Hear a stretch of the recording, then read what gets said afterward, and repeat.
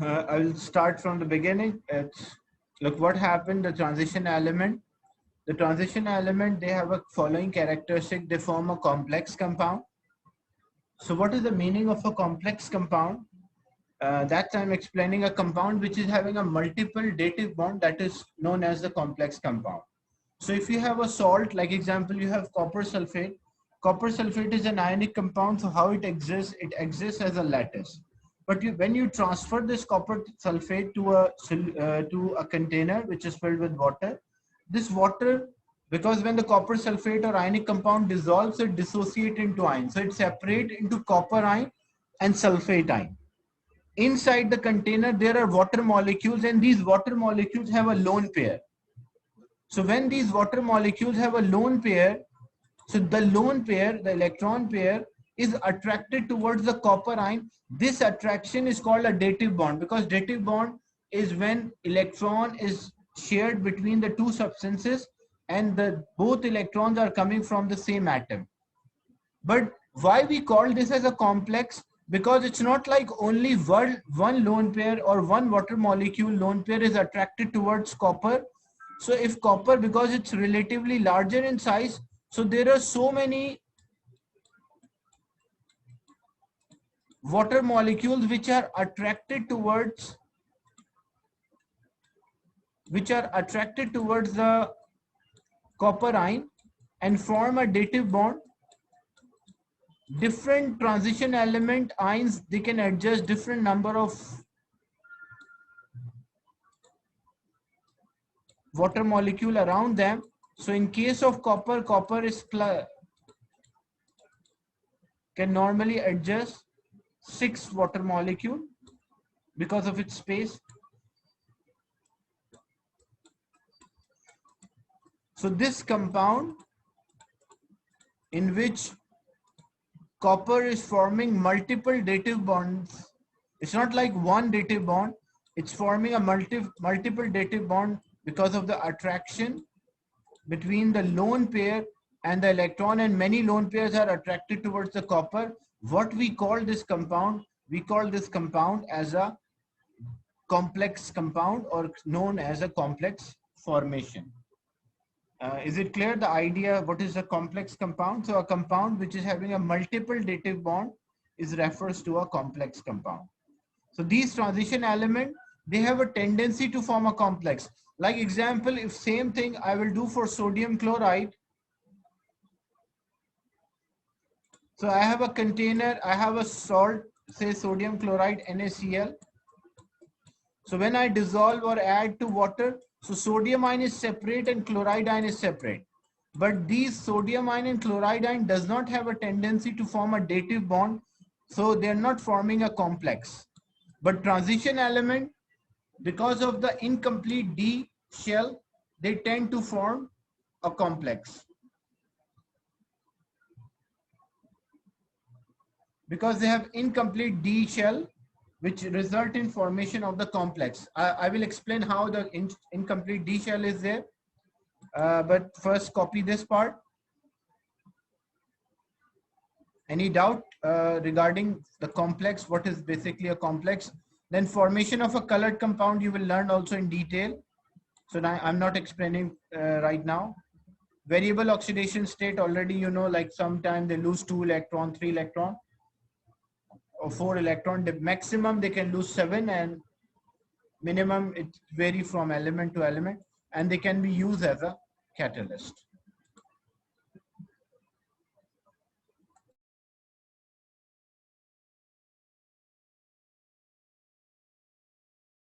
So when I write the order for scandium, it is 1s2, 2s2, 2p6, 3s2, 3p6, 3d1, and 4s2.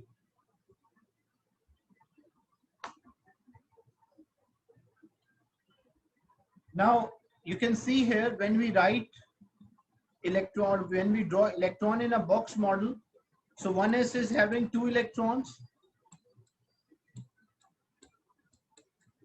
2s is also having 2 electrons,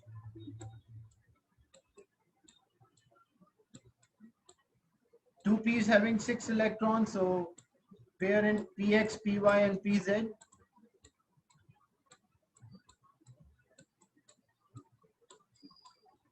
Then 3s, a pair will be there. Then 3p,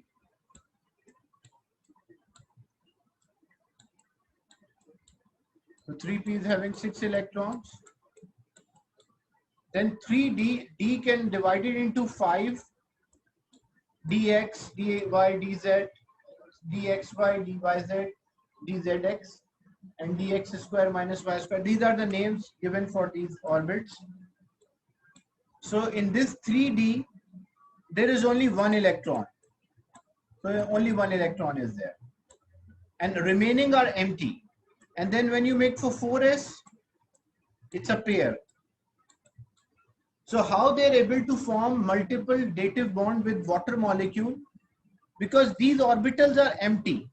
So as these orbitals are empty, if there is a substance which is having a lone pair, it's not necessary that water should be there. It can be any reagent, any substance which is having a lone pair. So these lone pairs are attracted towards the empty d orbital. So as the lone pairs are attracted towards the empty d orbital, it can accommodate or it can adjust different number of molecules with a lone pair. So that's why they are able to form this or attract the substance which is having a lone pair and form a complex compound. So complex compound simply refers to that when multiple dative bond can be formed, even though a charge can be +1, +2, +3, but because of empty d orbital, it can adjust lot of molecules around itself or close to itself. Because of empty d orbital, we call these type of compounds as complex compound. Is it clear? And whenever they will, whenever they will form the ion, they will always lose electron from the outer shell. So first the electron in case of scandium, if it will, scandium will lose electron, so it will lose electron first from 4s and then it will lose from d. First electron is always lost from 4s. So the different molecules, different charges are given on the transition element, and with respect to that charge, electronic configuration is written. Like example, if titanium is +3, so it should lose 3 electron. From where it can lose 3 electron? So first 2 electrons should be lost from the outer shell, which is 4s, and one of the electron will lost from d. Same thing if I say manganese +2. So from where it will lose electron? It will lose first 2 electrons only from s orbital. So electron always lost from the s before d, but filling up is first s and then d. Because of low energy, electron always occupy the orbital of low energy first. You don't have to copy anything from this. This is just for understanding, and the electronic configuration is there. Now the question is, why zinc is not a transition metal? When you check the position of the zinc, just a minute, I will share with you the periodic table.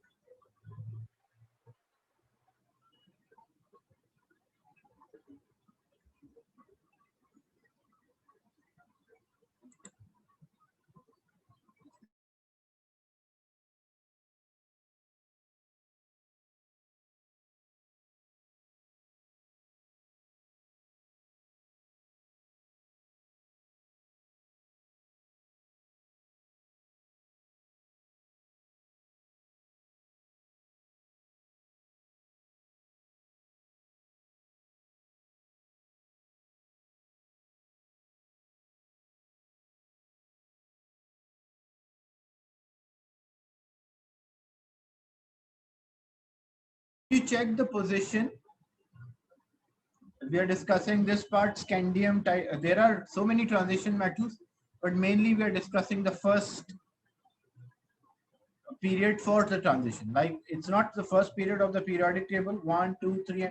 There's a fourth period. So we are discussing from scandium to zinc. So why zinc is not considered as a transition element? What is the reason for that? So when you, the reason is its own electronic configuration. So when you check the electronic configuration of a zinc, scandium was 21, 2, 3, 4, 5, 6, 7, 8, 9, 10. So this is 30. So when we write the electronic configuration for zinc, you can see that zinc is having a complete, when we fill up according to 30 electrons, so zinc is having complete d orbital. So as zinc is having a complete d orbital, it does not match with the definition of a transition element. The definition of a transition element, they should have incomplete d orbital. The transition metal characteristic of element from scandium to copper arises from incomplete d orbital in the ion. So they should have incomplete d orbital, but in case of zinc, it does not have incomplete, it has complete. So zinc can only form +2 ion.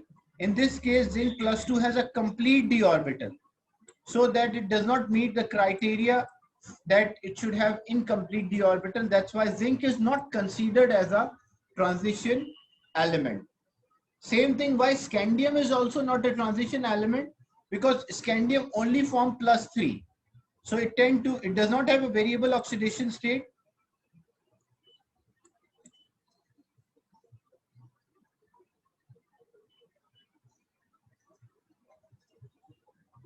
So when you check the scandium loses 3 electrons. So when it loses 3 electrons, it loses 2 electrons from s orbital and 1 electron from d. So d orbital is completely empty. So basically, outer electron 4s orbital is empty, as well as d is completely empty.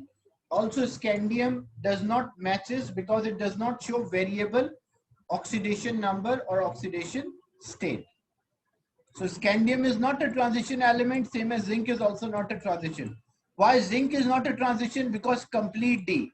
Why scandium is not a transition? Because no electron in the d orbital. There should be some electron or partially filled d orbital should be there, not completely empty. So according to the modern definition, scandium is not considered as a transition element, as well as zinc is not considered as a transition element. Copy this reason. Is it clear to you, everyone? Yes. Yeah. For in case of chromium, it should be 1s2, 2s2, 2p6, 3s2, 4s2, 3d4. So it should be like this. But what happened, I again repeat, when half filled orbital or completely filled orbital, they are more stable. So to gain the stability, one of the electron from S will jump to D. So what it make 4s1. So 4s1, it's also a half filled because half of 2 is 1. So that's stable. And now it become 3d5. So it become 3d5. Also it become stable. So that's why in case of chromium and in case of copper, you will find this difference. Is it clear? Yes. Yes. Just So the electrons. Yeah, continue. Yeah. Okay. So the electrons in this shell needs to be either like below 5 or above 5, right? Like 4, it can be stable when the electrons are 4. Yeah, only. right. Okay.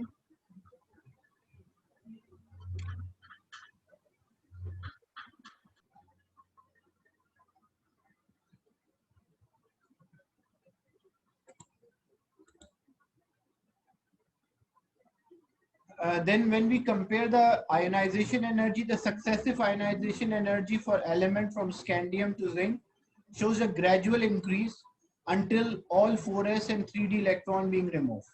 And there's a big jump start to remove the inner core electron. Reason for that, because basically what happened as we move across the period, what happened to atomic size, the nuclear charge increases and the atomic size decreases, because the same period means they have the same number of shells. So they have the same number of shell, but when we compare the size of the atom, like scandium is larger in size compared to titanium. Titanium is larger in size compared to vanadium. Chromium is larger than manganese and iron. So as we move across, the size decrease, the nuclear charge increase. So successive ionization energies, like example, gradually increases until there's a big jump. Like if I say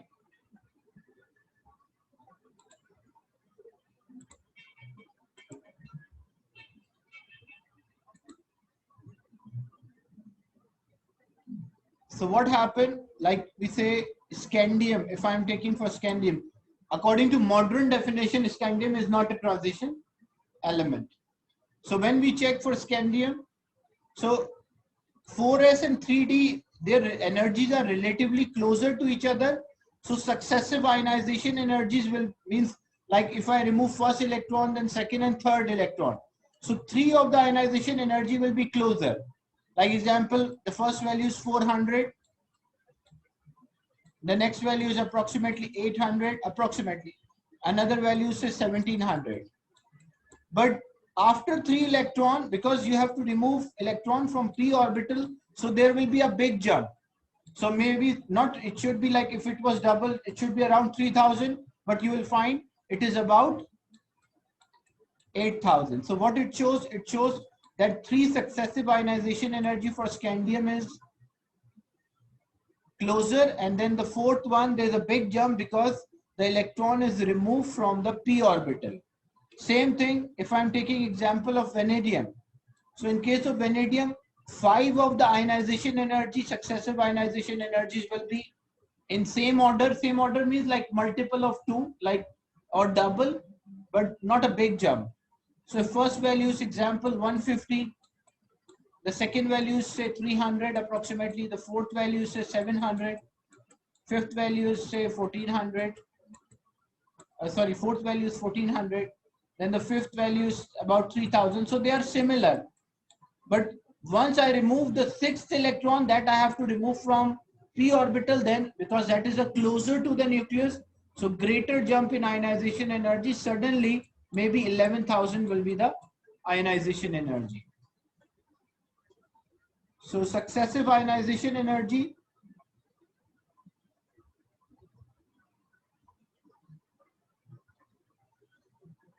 the successive ionization energies for S, 4s and D are closer, and then there will be big jump when we remove electron from the p shell or p subshell.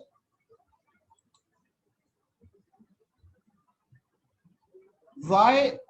The question is, this is fourth shell and this is third shell. So why there is no difference between them?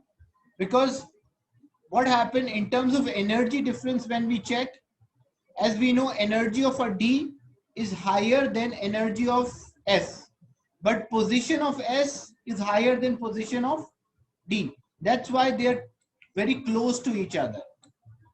In terms of position, S is above D. In terms of energy, D is above S.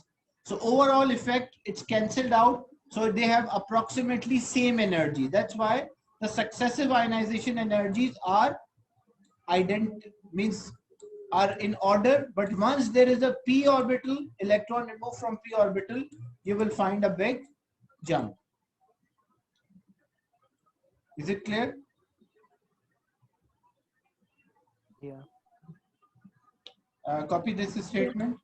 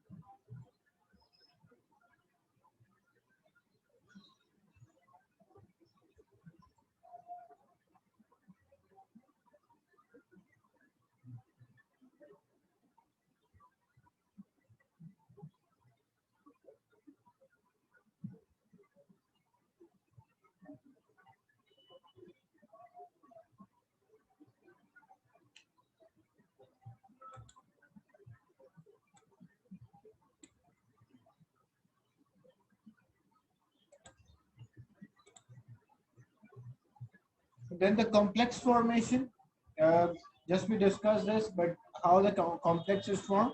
Actually, H2O, why here H2O is written like OH2? H2O is the same thing as OH2 because they want to show that the lone pair of oxygen are attracted towards copper. That's why you will find it's written OH2.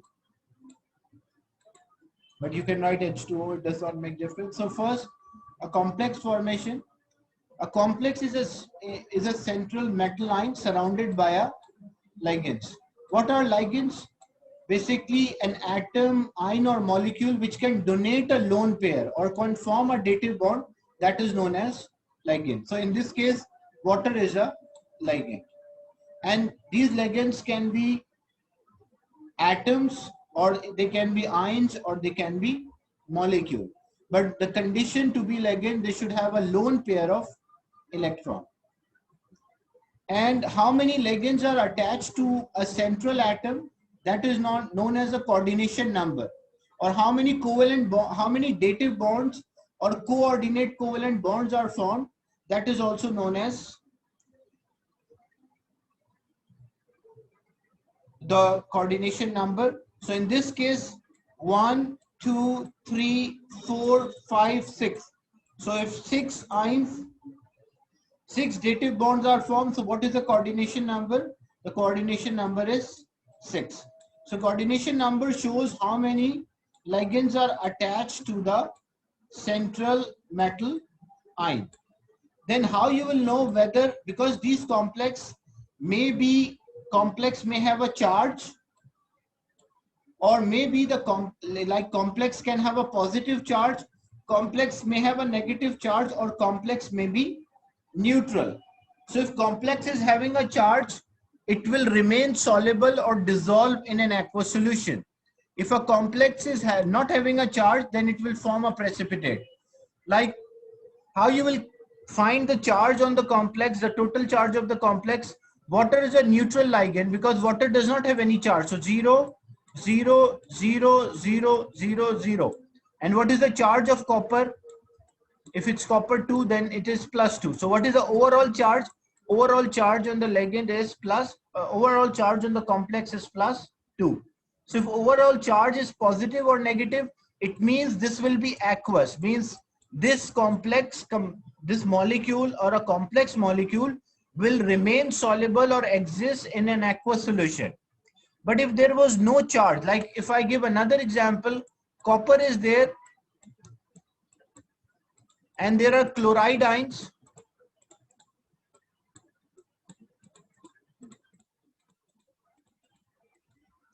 So these chloride have a lone pair, they form a dative bond, and water molecules also, because of their lone pair, this H2O or H2O or OH2, same thing, they're also attracted. So what will be the charge on this complex? This complex will be neutral. Why?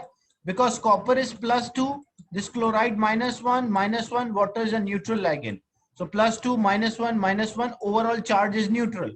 If the overall charge is neutral on the complex, it means that will exist as a solid state.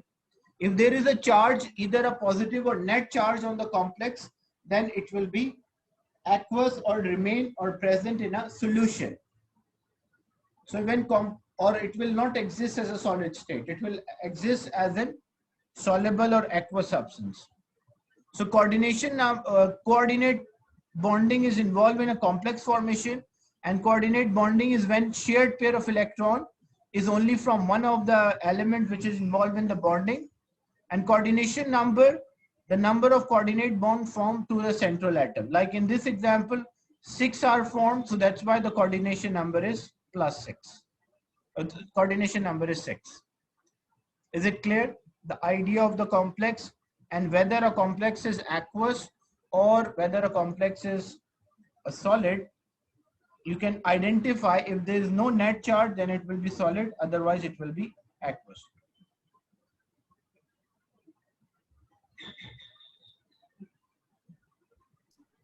Is it clear? Clear. Okay. Yes. Copy this part as well as draw the structure of water hydrated copper ion.